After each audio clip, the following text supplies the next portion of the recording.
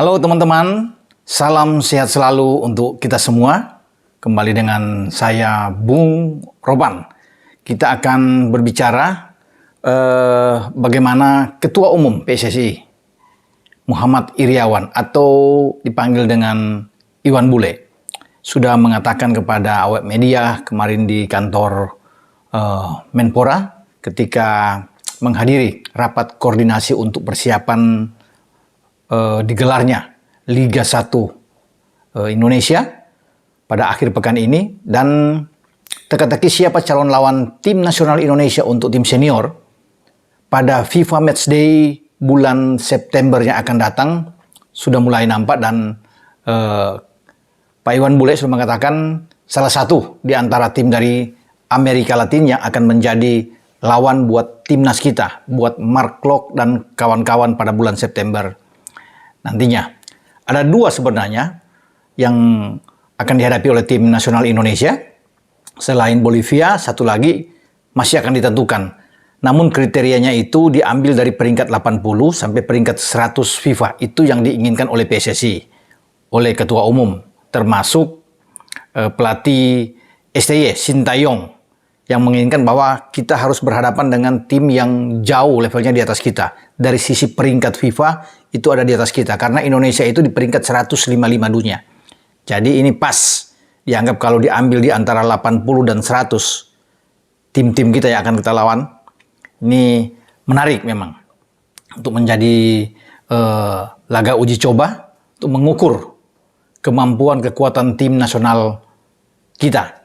Nah, kalau bicara dengan tim dari Amerika Latin yang paling rendah peringkatnya ya Bolivia, dan itu sudah banyak terdengar bahwa Bolivia yang akan menjadi salah satu lawan tim nasional senior kita. Bolivia itu punya pemain yang bagus, seperti yang saya ambil di gambar di belakang saya ini, Marcelo Martins Moreno. Ya. Ini striker, walaupun usia sudah 35 tahun, tapi menjadi pencetak gol terbanyak untuk tim nasional Bolivia. Mudah-mudahan dia bisa dibawa ke Indonesia, karena memang kita akan berhadapan dengan Bolivia itu, kita akan mengundang mereka untuk bermain di Jakarta. Paling kita akan melihat penampilan dia di Stadion GBK, Gelora Bung Karno. Dan Bolivia ini adalah tim yang suka membuat kejutan memang dalam pagelaran Copa America, walaupun dia memiliki ranking FIFA terendah di antara 10 negara yang tergabung di CONMEBOL, Konfederasi Sepak Bola Amerika Selatan. Namun mereka tim yang tidak boleh dianggap enteng. Ya, memang dalam Copa America kemarin ya, musim lalu Bolivia itu tersisih di fase grup A. Dari 5 pertandingan mereka tidak menang, 4 kali main dan 4 kali kalah, dan menempati posisi paling bawah. Namun bagaimanapun dengan peringkat 81 dunia, ini akan menjadi lawan tanding yang cocok lah buat kita belajar, pemain-pemain kita untuk menimba pengalaman dengan mereka, karena mereka selain punya Moreno yang saya sebut tadi, mereka punya gelandang yang bagus, Saavedra, juga punya Ramiro Vaca, Carlos Arce, ya, punya pemain belakang yang juga sangat tangguh, Erwin Sanchez, ya, ada Gilberto Alvarez. Jadi ini pemain-pemain yang oke semua. Mudah-mudahan pelatih Cesar Farias, ini arsitek dari Bolivia, ini membawa semua pemain-pemain terbaik dari Bolivia untuk bertanding di Jakarta. Kita akan tunggu itu. Dan tidak ada lagi lawan lain yang punya peringkat lebih rendah di bawah Bolivia ya.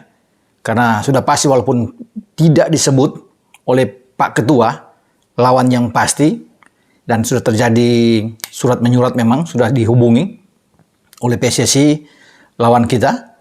Tapi saya memastikan, dan juga banyak teman-teman yang lain sudah memastikan bahwa ini Bolivia.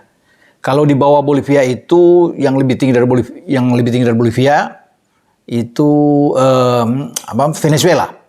Venezuela itu di posisi 56. Posisi 56. Nah, di bawah lagi, di atas lagi Venezuela ada Paraguay, peringkat 50. Ekuador, ya, peringkat 44. Karena kita tahu untuk urusan peringkat dunia ini wakil-wakil Amerika Selatan ini mendominasi sangat kuat memang. Ya. Dalam peringkat FIFA yang dikeluarkan per 23 Juni yang lalu, Brasil masih tetap berada di atas. Brasil adalah anggota di CONMEBOL, Konfederasi Sepak Bola Amerika Selatan, dan Neymar dan kawan-kawan tetap bertahan. Argentina, ya, Lionel Messi dan kawan-kawan itu berada di peringkat ketiga ranking FIFA. Nah, kemudian peserta atau negara-negara dari Amerika Selatan lainnya yang punya peringkat yang bagus itu Uruguay dengan peringkat FIFA 13. Ada Kolombia peringkat FIFA 17. Kemudian ada Peru 21. Chili ada 29. Jadi itulah wakil-wakil dari Amerika Selatan. Dan Bolivia di paling akhir yaitu 81. Setelah Bolivia, siapa lagi lawan yang bisa kita hadapi? Kalau melihat dari apa yang diinginkan oleh STY, oleh PSSI, harus peringkat 80 dan sampai 100. Katakan kita memilih di Asia atau di Timur Tengah. Kita masih punya Bahrain ya di posisi 85 peringkat FIFA, atau Yordania peringkat 86. Yordania yang mengalahkan kita 1-0 di kualifikasi putaran ketiga Piala Asia di Kuwait. Ya, ketika kita berada di grup A, dan kita bersama dengan Yordania lolos untuk langsung ke putaran final Piala Asia pada tahun yang akan datang. Nah, bisa saja mengundang Yordania bermain di Jakarta karena punya peringkat yang bagus, ya. Atau dengan Lebanon yang berada di peringkat 100. Ya, kalau kita saya bisa melihat di sini ada Palestina peringkat 94, ya, masih bisa ada Syria di 89. Ini negara-negara yang ada di Asia yang mungkin bisa diundang menjadi lawan bagi tim nasional senior kita.